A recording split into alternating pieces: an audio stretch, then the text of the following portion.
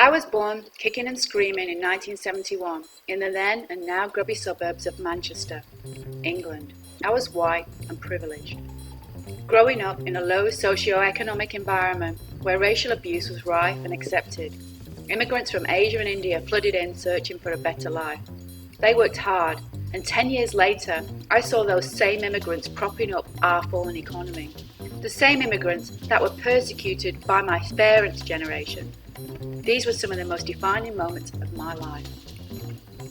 I arrived in Australia in 2006, near Noosa. Land of the original owners and inhabitants, the Gubbi Gubbi people. Nomadic hunters, gatherers, guardians of the land reaching far north as Fraser Island, south to the Pumicestone Passage and west to the Conondale and Blackhall Ranges. The Aboriginals, about 3,500. Now, only about 10% survives. I would like to acknowledge and pay my heartfelt respect to the original custodians of this great land. I'd like to embrace one of the oldest cultures of this modern planet, the Aboriginals. Pomona has a rich history, steeped in original culture, and the home of the Noosa Heritage Centre, an independent museum claiming several prestigious awards, proudly showcasing the Gubbi Gubbi Keeping Room, an island of reconciliation located to the rear.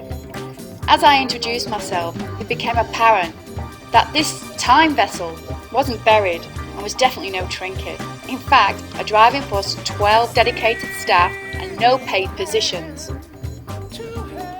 10 years of lobbying by staff had proved fruitless, and plans to expand were shelved. Up to 150 children per month were gracing these doors.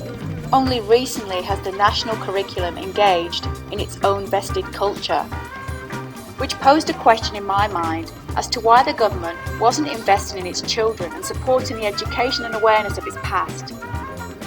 The actual room that contained the artefacts was small, but its images and readings spoke loudly of the genocide and abuse of a culture, an historical ancient culture.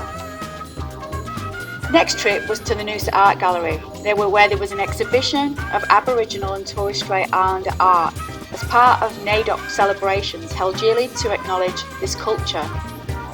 I appreciated the artworks, but I couldn't help but feel a sense of disillusionment, a sellout, a pretty facade wrapping a barbaric shunned past. This was an upmarket gallery and was a mecca for international tourists. Not far from the gallery stood the most amazing collection of old fig trees and bones of Aboriginal souls. As I approached, I saw one small plaque that was unreadable. To the left of the trees, I saw a substantial mural erected to pay homage to the Anzac soldiers who died bravely protecting this country. There stood a very large wooden structure with the words "Lest We Forget" chiselled into the wood as a banner. I immediately drew a comparison with the old fig tree. However, it was clear that true Aboriginal history, culture has been forgotten, and it isn't being supported, lest we forget.